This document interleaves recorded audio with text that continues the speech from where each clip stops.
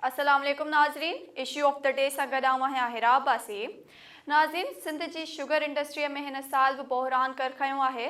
सिंध में कमद जी पीढ़ाईअ वारे सीज़न शुरू थी वई आहे, पर अञा ताईं 100 शुगर मिलूं हली नाहिनि सघियूं।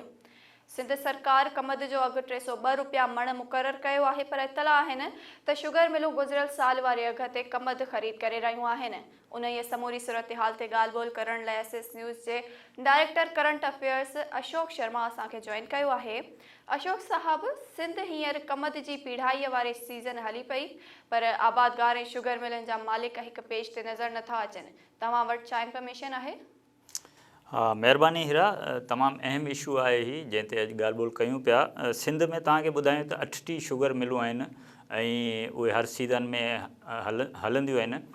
हिन वक़्तु जेके आहिनि उन्हनि मां 6 शुगर मिलूं ॿुधायो पियो वञे त मुकमल तौर ते बंदि आहिनि, जॾहिं त 24 शुगर मिलूं जेके आहिनि उहे हींअर ऑन गोइंग आहिनि, हलनि पियूं। अहिड़ी तरह अञा 8 खनि शुगर मिलूं अहिड़ियूं आहिनि जेके अञा उन्हनि कमनि जी पीढ़ाई शुरू न कई आहे। हाणे थींदो ई आहे त हर साल नवंबर धारे सिंध में शुगर केन जेका क्रशिंग सीज़न आहे उहा शुरू थी वेंदी आहे ऐं सिंध हुकूमत 2 कम कंदी आहे। सभ खां पहिरीं त शुगर केन कंट्रोल बोर्ड जेको आहे उनजो इजलास घुराईंदी आहे। उन में इहो तय थींदो आहे त हिन साल सिंध में कमंद जो अघु केतिरो हुजे ऐं शुगर मिलूं कहिड़ी तारीख़ खां पंहिंजी पीढ़ाई शुरू कनि। हिन साल इहो इजलास थियो, पर उहो बिना नतीजे ख़तमु थी वियो, को फ़ैसिलो न थी सघियो। उन जो सबबु इहो त पासमा वारा जेके मिल मालिकनि जी तंज़ीम आहे उन्हनि इहो मौक़ुफ़ रखियो त छाकाणि त हिन महिल ताईं अञा ताईं उन्हनि वटि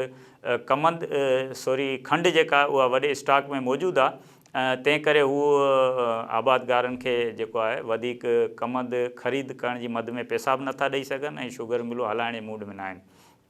बहरहाल उनखां पोइ वरी ॿियूं मीटिंगूं थियूं ऐं इन क़िस्म जी पेशरफ़ शुरू थी।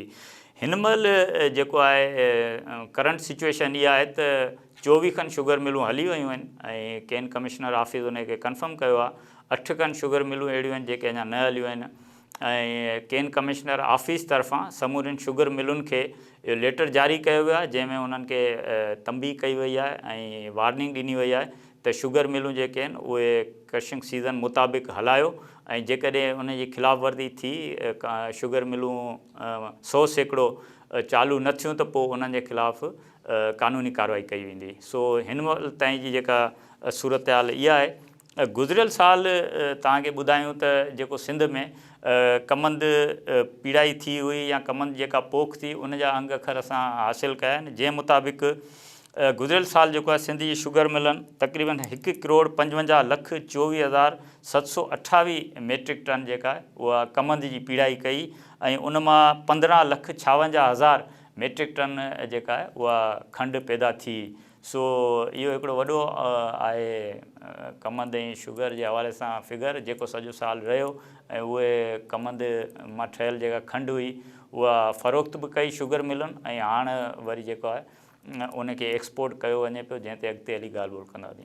अशोक साहब, तव्हां सां गुफ़्तगू जो सिलसिलो जारी रहंदो। हिते असां पंहिंजे नाज़रीन खे शुगर मिलनि जे मौक़िफ़ बाबति आगाही ॾियणु चाहियूं था त मटियारी शुगर मिल्स जे डायरेक्टर दोस्त मोहम्मद बलोच हैदराबाद प्रेस क्लब में प्रेस कॉन्फ्रेंस कंदे कमद जो नओं अघु ॾियण खां साफ़ इनकार कयो आहे। अचो त पहिरीं उन्हनि जो कुझु मौक़िफ़ ॿुधूं, उन खां पोइ वधीक ॻाल्हि ॿोल कयूं था।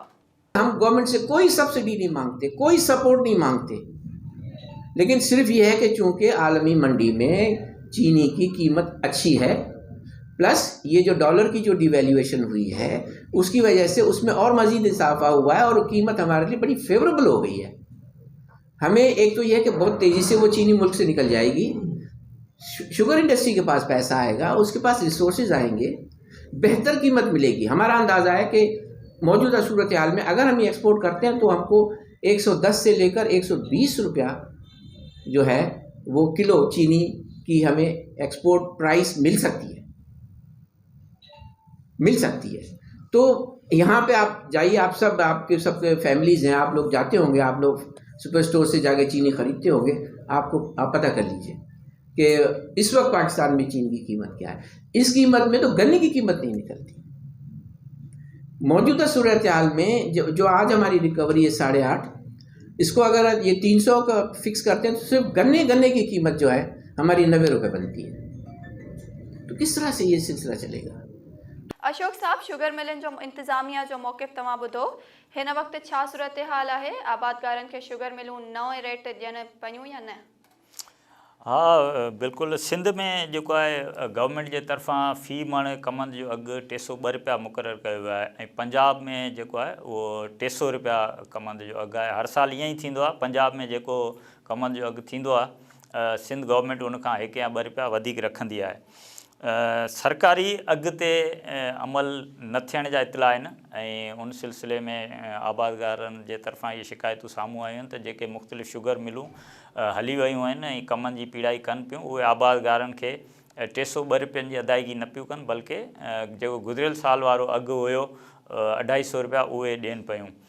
उन सिलसिले में केन कमिश्नर ऑफिस सां असां राब्तो कयोसीं, उन्हनि खां पुछियो त उन्हनि इहो ॿुधायो त इन क़िस्म जी का बि इतला अञा ताईं लिखत में शुगर मिलुनि जे हवाले सां या अघु जे हवाले सां सरकार वटि कोन पहुती आहे।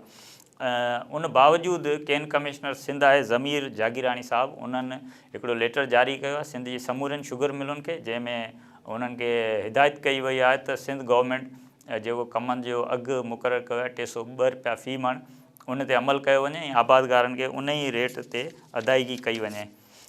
पासमा जेका शुगर मिल मालिकनि जी तंज़ीम आहे, उन्हनि वटि पहिरीं इहो इशू हुयो त उन्हनि 302 रुपया अघु ॾियण खां इनकार कयो ऐं जंहिंजो तव्हां ज़िक्र बि कयो ऐं नाज़रीन खे तव्हां प्रेस कॉन्फ्रेंस ॾेखारी बलोच साहब जी, त इन क़िस्म जो मौक़िफ़ शुगर मिलनि जे तरफ़ां साम्हूं आयो ऐं उन्हनि साफ़ चयो त जेकॾहिं असांखे तव्हां खंडु जेका आहे उनजे एक्सपोर्ट जी परमिशन गवर्नमेंट नथी ॾिए त पोइ इहो मामिलो तकरारी थींदो ऐं उन ते सिंध गवर्नमेंट जेको अघु मुक़ररु कंदी उहो न ॾींदी।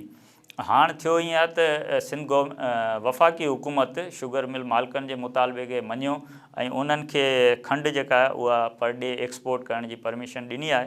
तव्हांखे ॿुधायूं त जेकॾहिं 1 लख टन खंडु एक्सपोर्ट थिए थी त मिलर्स खे उन मद में $53 मिलियन जेका आहे उहा उन्हनि जी अर्निंग थींदी।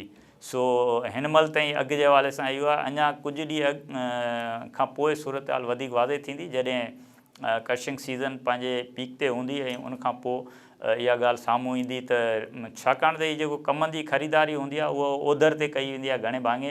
हिकिड़ी ट्रालियूं ॾींदा आहिनि आबादगार, पोइ उन जा पैसा मिलंदा आहिनि, वरी ॿियो कमनि ॾींदा आहिनि, उनजे अदायगी मतिलबु किस्तनि में थींदी आहे। सो अञा ताईं इहा सूरत हाल आहे, अॻिते ॾिसूं त छा थो थिए इन हवाले सां।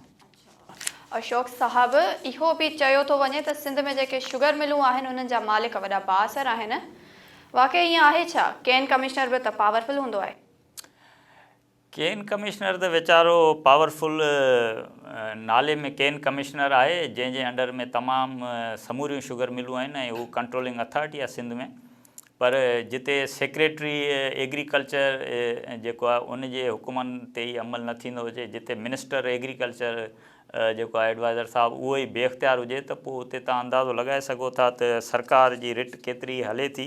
ऐं इहा ॻाल्हि बिल्कुलु पंहिंजी जाइ ते सही आहे त सिंध में जेके शुगर मिलूं आहिनि उन्हनि जा मालिक न रुगो बाअसर आहिनि बल्कि ठीकु ठाक पावरफुल आहिनि। जंहिंमें तव्हांखे ॿुधायूं त 8 शुगर मिलूं त रुगो ओमनी ग्रुप जूं आहिनि ऐं ओमनी ग्रुप जो मालिक जेको अनवर मजीद सॼी दुनिया खे ख़बर आहे त उन ज़रदारी साहब जो नालो ईंदो आहे। त इहे आहिनि जंहिंजे पोयां इहो बि थियो गुज़िरियल साल त मनी लॉन्ड्रिंग जे केस में इन्हनि जी शुगर मिलनि खे जा जेके अकाउंट आहिनि उहे मुंजमद कया विया, पर उन बावजूदि उन्हनि अहिड़ो जुगाड़ ॻोल्हियो जो ठेकेदारनि जे ज़रिए या प्राइवेट माण्हुनि जे ज़रिए कमनि बाक़ाइदा ख़रीद कंदा रहिया ऐं उहे शुगर मिलूं हलियूं। सो इहा ॻाल्हि बिल्कुलु सही आहे। ऐं शुगर मिलूं अहिड़ी तरह जहांगीर तरीन साहब जी शुगर मिल बि आहे, खैरपुर में बि जेके आहिनि सिद्दीकी साहब उन्हनि जी शुगर मिल आहे ऐं बावानी ग्रुप्स आहिनि उन्हनि जी शुगर मिलूं आहिनि। सो चवण जो मक़सदु त को बि अहिड़ो को ग़रीब माण्हू न आहे जंहिंजी शुगर मिल हुजे। ज़ाहिर आहे जेके सियासत में बि इन्वॉल्व आहिनि ऐं वॾा बिज़नेस टाइकोन आहिनि ऐं मिलर्स उन्हनि जूं शुगर मिलूं आहिनि। इन करे ई उहे हुकूमत जी रिट खे बि चैलेंज कंदा आहिनि ऐं आबादगारनि खे बि पैसनि जे लाइ तमामु घणो रुलाईंदा आहिनि। अशोक साहब, आख़िर में इहो ॿुधाइजो त हल छा आहे? हर साल शुगर इंडस्ट्री में तकरार ऐं बहरान पैदा न थियण, उन लाइ छा थियणु घुरिजे? हाँ बिल्कुलु, इहा सही सवाल तव्हां कयो आहे। हिकिड़ो वे फॉरवर्ड हुजणु खपे। आउं सम्झां थो त जिते कानून जी हुकुमरानी हुजे त पोइ त इन क़िस्म जा इशू नथा थी सघनि। जीअं शुगर मिलुनि खे कंट्रोल करण जे लाइ या सॼो शुगर इंडस्ट्री जे हवाले सां हिकिड़ो कानून आहे, Sindh sugar cane factories control act, उन में हर शइ लिखियलु आहे त जेके शुगर मिलूं हुकुमनि सरकारी हुकुमनि ते अमल नथियूं कनि उन्हनि जे लाइ कहिड़ी पनिशमेंट आहे, उन्हनि ते दंड बि हूंदो आहे, उन्हनि खे नोटिस जारी थींदा आहिनि। पर जेका असल ॻाल्हि इहा आहे त कानून ते अमल नथो थिए, जंहिंजे नतीजे में हर साल सिंध जी शुगर इंडस्ट्री में शुगर मिलूं हलाइण जे लाइ बि आबादगारनि खे एहतिजाज करिणो थो पए, वरी उन्हनि खे सरकारी क़ीमत वसूल करण जे लाइ बि एहतिजाज करिणो थो पए। ऐं उहे ॾिसंदा आहियूं त सिंध जेको आहे उन खे ख़ासि तौर ते एग्रीकल्चर सूबो आहे, पर सिंध गवर्नमेंट जी जेके तरजीहात आहिनि उन में किथे बि असांखे एग्रीकल्चर नज़र नथी अचे। तंहिं करे हिकिड़ो इहो त कानून जी हुकुमरानी हुजे त इहे इशूज़ पैदा न थींदा, इहे हल थी वेंदा।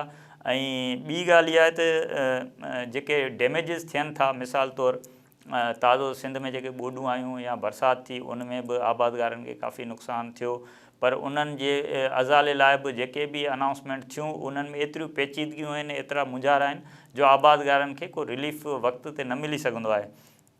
सिंध में तव्हांखे ॿुधायूं त DG एग्रीकल्चर ऑफिस खां जेका मालूमात वरिती आहे उन मुताबिक़ हिन साल 3,10,000 हेक्टर्स ते कम जी पोख थी हुई।